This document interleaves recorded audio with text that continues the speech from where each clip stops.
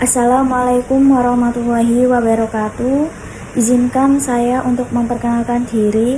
Perkenalkan, nama saya Salsabila dengan NIM 2320110067 dari Prodi Hukum Keluarga Islam kelas HKIP 2023. Di sini saya ingin menjawab pertanyaan soal UTS pada mata kuliah Bank dan Lembaga Keuangan Syariah. Baik, di sini saya akan menjawab pertanyaan pada nomor 1 mengenai kasus Haidar dan Nabila. Bahwasanya kasus Haidar dan Nabila itu kan menggambarkan pasangan yang ingin memiliki rumah, tetapi dia itu tidak memiliki cukup uang tunai, sehingga mereka itu membutuhkan pembiayaan dari bank syariah ataupun BSI. Agar pembiayaan tersebut itu tidak mengandung riba, akad yang diterapkan kalau menurut saya itu akad murabahah. Apa sih akad murabahah itu? Jadi itu begini, akad murabahah adalah akad jual beli di mana bank syariah membeli barang berupa rumah tersebut yang dibutuhkan oleh nasabah, kemudian menjualnya kembali kepada nasabah dengan harga jual yang telah disepakati, yang terdiri dari harga pokok plus margin keuntungan. Jadi dalam hal ini BSI membeli rumah impian Haidar dan Nabila itu kan sebesar 500 juta dari penjual. Setelah itu BSI menjual rumah tersebut kepada Haidar dan Nabila dengan harga jual misalnya itu 560 juta yang sudah termasuk margin keuntungan bank. Jadi 10 jutanya itu margin keuntungan bank. Nah, pembayaran dilakukan secara cicilan maupun angsuran selama periode tertentu, misalnya dalam jangka waktu 10 tahun. Dalam hal ini itu tidak mengandung unsur riba, karena keuntungan bank itu berasal dari margin jual beli, bukan imbal hasil atas pinjaman uang tersebut. Nah, alur transaksi murabahah dalam kasus Nabila dan Haidar ini, yang pertama itu permohonan pembiayaan Haidar dan Nabila itu mengajukan pembiayaan terlebih dahulu ke BSI. Untuk yang kedua, persetujuan dan janji beli jika disetujui. Nah, mereka itu akan menandatangani wa'ad atau yang disebut dengan janji beli kepada BSI tersebut. Untuk yang nomor 3, pembelian rumah oleh BSI, maka BSI membeli rumah dari pengembang ataupun penjual dengan harga 500 juta. Nomor 4, penjualan ke nasabah. BSI lalu menjual kembali rumah itu ke Haidar dan Nabila seharga 560 juta.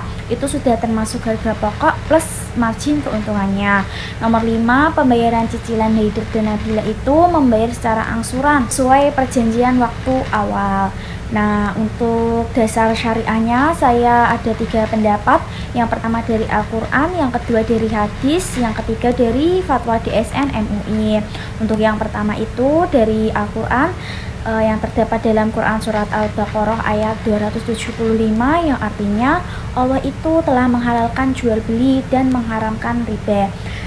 Dalam hal ini murabahah itu termasuk jual beli yang sah karena ada barang ataupun objek yang real dan akad yang jelas, bukan pinjaman berbunga ataupun riba. Untuk yang nomor 2 itu ada dari hadis Nabi SAW yang diriwayatkan oleh Ibnu Majah, bahwasanya itu Rasulullah SAW itu bersabda, jual beli itu dilakukan dengan kerelaan antara kedua belah pihak.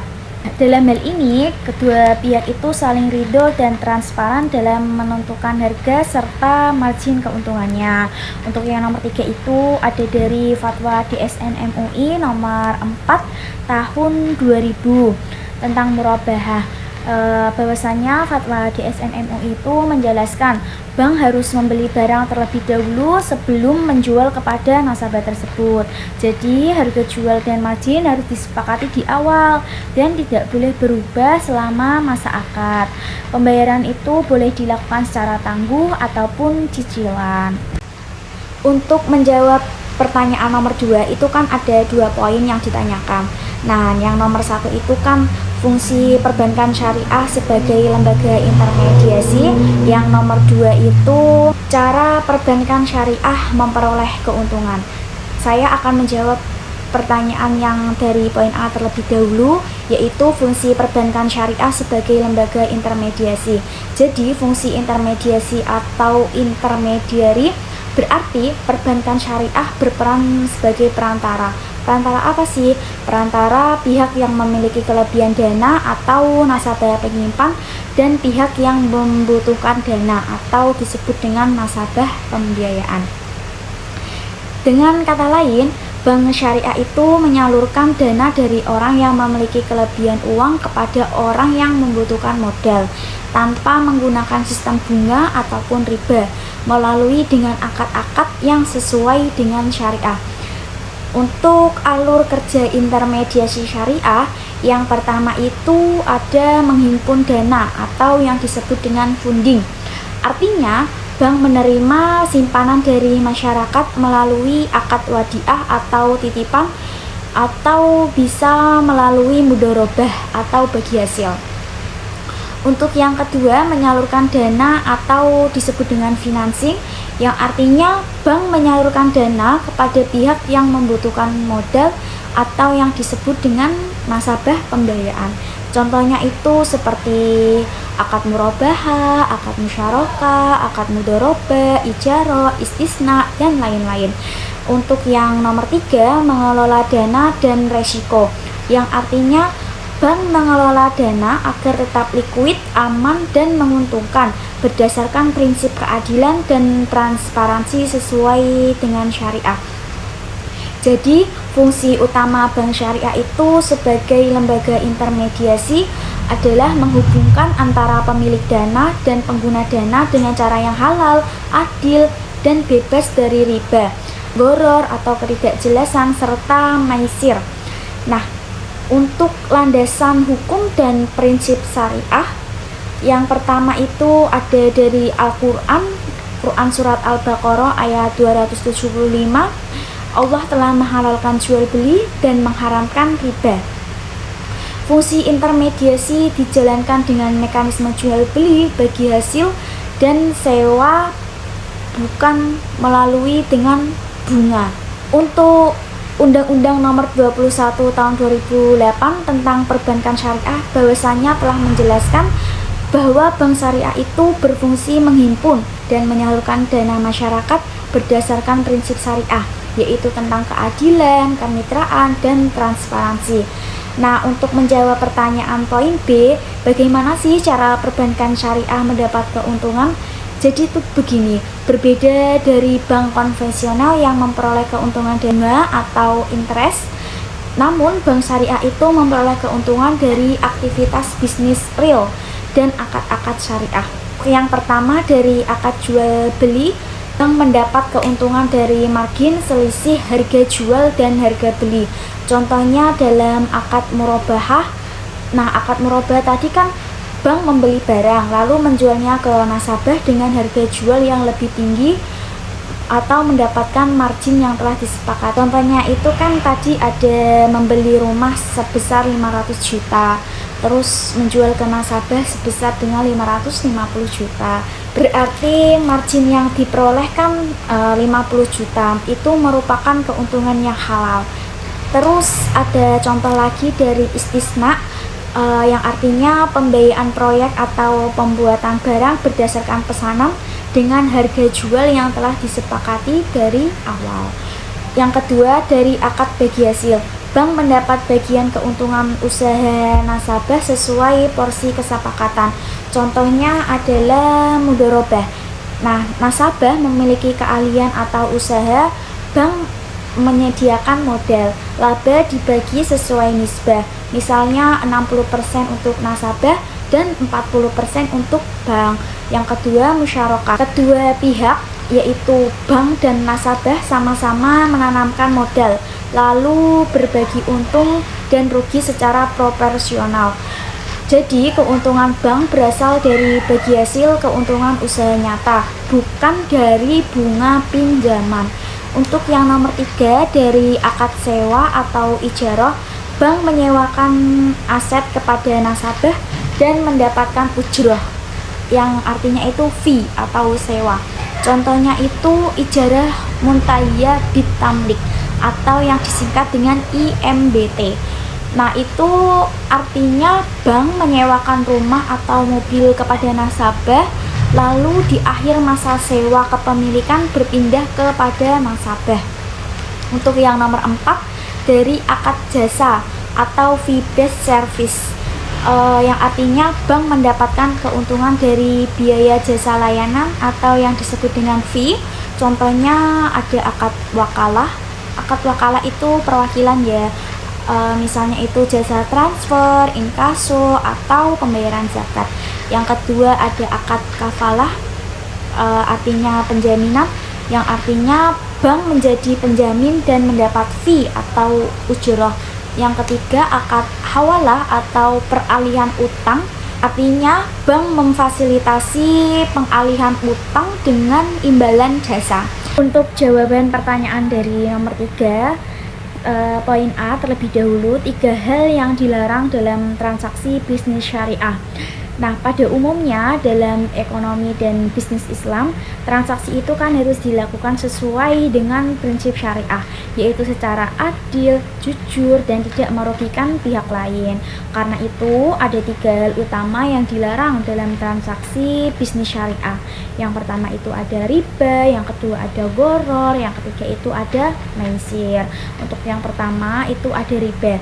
Riba itu kan tambahan yang dilarang. Nah, untuk artinya secara lebih rinci ataupun lebih luas, riba itu adalah tambahan atau kelebihan yang disyaratkan dalam transaksi pinjaman uang atau pertukaran barang sejenis tanpa adanya aktivitas real yang halal. Intinya itu mendapatkan keuntungan dari uang semata tanpa resiko usaha. Dalil larangan riba itu saya merujuk pada Quran surat Al-Baqarah ayat 275, yang artinya itu Allah telah menghalalkan jual beli dan mengharamkan riba. Dalam hal ini saya mengambil contoh riba nasi'ah. Contohnya itu riba dalam pinjaman seseorang meminjam uang itu 1 juta dan wajib mengembalikan 1.100.000. Berarti itu kan tambahannya 100.000 kayak gitu kan. Riba dalam bank konvensional itu contohnya nasabah menabung dan mendapat bunga 5% per tahun. Bunga tersebut itu sudah termasuk riba. Karena apa? Karena bukan berasal dari transaksi usaha, melainkan dari tambahan atas pinjaman uang. Jadi kesimpulan pada riba ini ialah riba itu dilarang karena mendolimi pihak lain serta menimbulkan ketimpangan ekonomi dan membuat uang itu berputar tanpa produktivitas yang nyata. Untuk yang kedua ada gharar. Gharar itu secara singkatnya ketidakjelasan atau ketidakpastian. Namun secara lebih rinci, gharar adalah ketidakjelasan dalam suatu akad atau transaksi, baik mengenai objek, harga, waktu, maupun kepemilikan, yang dapat menyebabkan penipuan atau ketidakadilan. Dalil larangan gharar itu saya merujuk pada hadis bahwasanya itu Rasulullah SAW itu bersabda, Rasulullah melarang jual beli yang mengandung gharar.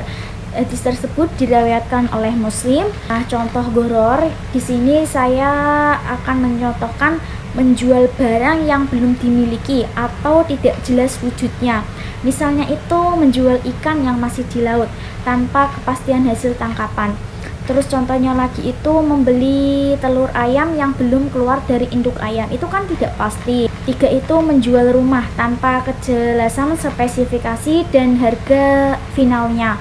Contohnya itu gini, nasabah membeli rumah hanya berdasarkan gambar tanpa kepastian ukuran, lokasi, ataupun bahan bangunan. Itu kan sudah tidak jelas dan tidak ada kejelasan sama sekali. Kesimpulan gharar bahwasanya itu gharar dilarang. Karena apa? Karena menimbulkan ketidakadilan dan potensi akan adanya penipuan serta melanggar prinsip transparansi dan kejelasan akad. Nah, untuk yang ketiga itu ada maisir. Maisir itu dalam arti singkatnya itu judi. Nah, lebih rincinya itu maisir adalah transaksi yang mengandung unsur untung-untungan, spekulasi atau perjudian, di mana itu salah satu pihak pasti untung dan pihak lain pasti rugi tanpa usaha yang sepadan. Nah, Dalil larangan maisir saya itu merujuk pada A'udzubillahi minasyaitonirrajim. Bismillahirrahmanirrahim. Ya ayyuhalladzina amanu innamal khamru wal maisiru wal ansabu wal azlamu rijsum min amali syaitani fajtanibuhu la'allakum tuflihun. Artinya itu, wahai orang-orang yang beriman, sesungguhnya minuman keras, berjudi, berkorban untuk berhala, dan mengundi nasib dengan anak panah adalah perbuatan yang keji dan termasuk perbuatan syaitan. Maka jauhilah perbuatan-perbuatan itu agar kamu termasuk ke dalam orang-orang yang beruntung. Contoh dari maisir yang pertama itu ada judi atau taruhan uang. Maksudnya itu gimana sih?